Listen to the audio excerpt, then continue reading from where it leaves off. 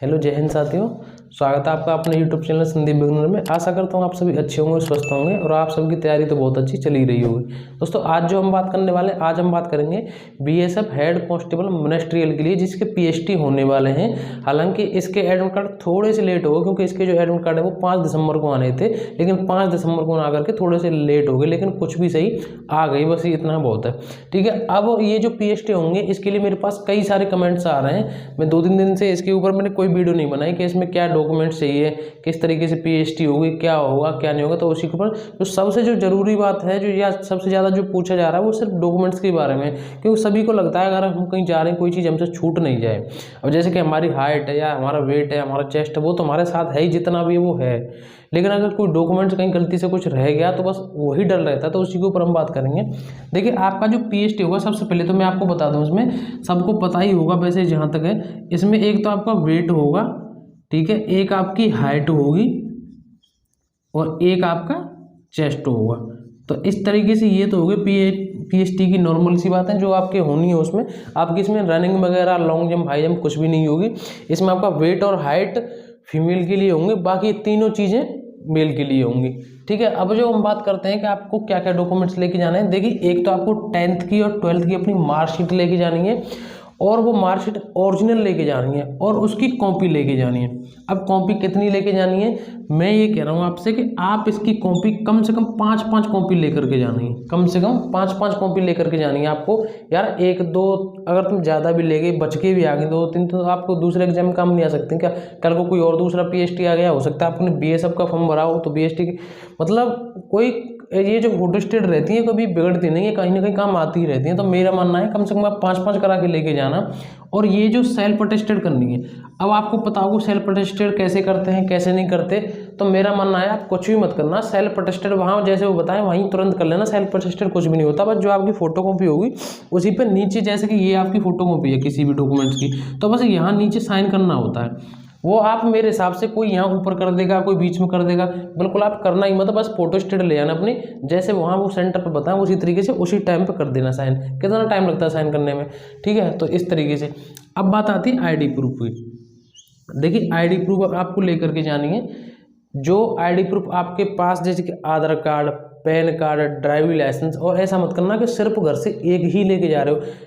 आपके पास जो भी आईडी हैं, जैसे कि आधार कार्ड है वो भी रख लीजिए, ड्राइविंग लाइसेंस या पैन कार्ड या और वोटर आईडी है वो भी रख लीजिए, क्योंकि आप पता ना उन्होंने वहाँ कौन सी मांग ली। या हालांकि वैसे आप जो भी आईडी दिखाएंगे वहाँ वो चल जाएगा, लेकिन आपके पास जो भी हो वो रख के ले जाना, 2 हो 3 हो, आप वो आईडी रख के ले जाना, ठीक है। क्योंकि हमारे पास जो भी डॉक्यूमेंट्स हैं उनमें से कोई कम ना पड़ जाए, भले ही ज़्यादा चले जाए। तो इस तरीके से ये आईडी की बात हो गई। अब बात आती है कास्ट सर्टिफिकेट की। देखिए आप जिस भी कैटेगरी से बिलोंग करते हो और आपने जो फॉर्म भरा था उस टाइम पे जो भी आपने उसमें फॉर्म में फिल किया डिटेल के, जैसे मैं जनरल से हूँ, ओबीसी से हूँ, एससी एसटी या किसी से भी, ईडब्ल्यूएस से भी, तो आप अपने वही डॉक्यूमेंट्स वहाँ जा कर के आपको दिखाना पड़ेगा। और दूसरी बात, इसमें जो डॉक्यूमेंट्स कास्ट सर्टिफिकेट लगेंगे वो स्टेट लेवल का नहीं, वो आपका सेंटर का लगेगा, ठीक है। कहाँ का लगेगा? सेंटर, क्योंकि भर्ती भी सेंटर की है, तो इस वजह से आपका जो डॉक्यूमेंट्स है वो सेंटर का ही लगेगा इसमें, ठीक है। और इसी तरीके से इसमें भी आप कॉपी करके ले जानी है आपको, जैसे मैंने इसमें बताया। और यहाँ भी सेल्फ अटेस्टेड होगा, लेकिन आपको सेल्फ अटेस्टेड घर से कुछ नहीं करना है, वहीं जाके आराम से कर लेना, ठीक है।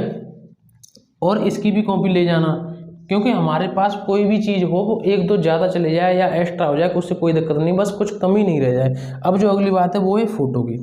देखिए फ़ोटो वाली बात आती है, तो फ़ोटो कुछ मुझसे कमेंट करके पूछ रहे कि जो हमने फॉर्म फिल किया था वही फ़ोटो चाहिए या रिसेंट वाला चल जाएगा। देखिए जो आपने फ़ोटो फॉर्म में लगाया था फॉर्म भरते समय, अगर आपके पास वो है तो अच्छी बात है, अगर नहीं है तो भी रिसेंट मतलब अभी नया फ़ोटो करा के ले जाइए, कोई इसमें दिक्कत वाली बात नहीं। अगर आपके पास वो है पहले वाला ही तो ये तो और अच्छी बात है, ठीक है। तो इस तरीके से ले जाइए फ़ोटो कम से कम 8 से 10 ले जाना, ठीक है। 8-10 फोटो ले जाना। हालांकि उन्होंने 2-3 फोटो मांगे, लेकिन फिर भी आप 8-10 फोटो ले जाना, क्योंकि फोटो भी कभी ऐसा नहीं कि काम नहीं आएंगे।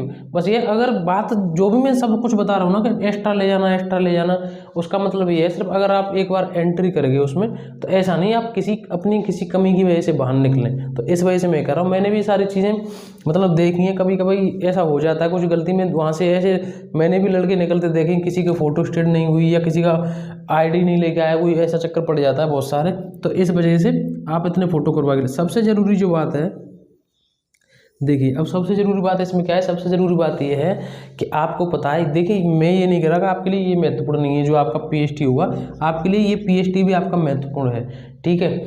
लेकिन इसके साथ साथ आपको पता है कि और भी आपकी कई सारी भर्तियां आ रही हैं, एग्जाम आ रहे हैं, जैसे कि एसएससी जीडी का एग्जाम आने वाला है, इधर आपके और भी कई सारे एग्जाम आएंगे। तो इस वजह से आप अपनी पढ़ाई पर भी मतलब आप जो पढ़ाई पहले से करते आ रहे थे ना, उस पढ़ाई को ऐसा मत करिए कि अभी से, जैसे आपके 21 दिसंबर से आपका वो होंगे वो पीएचटी इसके, तो अभी से इसके लिए बिल्कुल छोड़ दें, मेरा इसी पे ध्यान है, क्या क्या डॉक्यूमेंट्स ले आने क्या नहीं लेने, ये सारी चीज़ें अपनी एक दिन में संभाल के रख लीजिए। बाकी रही पीएचटी की बात, तो ये क्या है, इसमें आपको रनिंग थोड़ी ना, तैयारी थोड़ी ना करनी है, इसकी जो आपका वेट है वो है, हाइट जो है आपकी वो है, ठीक है। तो इस वजह से अपनी पढ़ाई को भी, सबसे ज़रूरी बात ये बस यही है कि अपनी पढ़ाई को नहीं छोड़ना है अभी, ठीक है, अपनी पढ़ाई को नहीं छोड़ना है, पढ़ाई बिल्कुल करते रहना, क्योंकि आपको पता है आपका बिल्कुल सबसे नज़दीक जो एग्जाम है एसएससी जीडी का वो आ ही गया।